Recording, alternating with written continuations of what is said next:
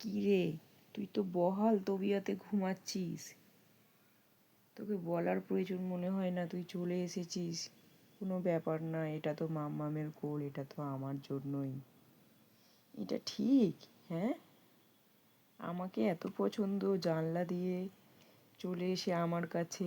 আমি তো কিছুই বলিনি, আমার মধ্যে কি আছে, কি এমন আমার কাছে এক্সট্রা আছে?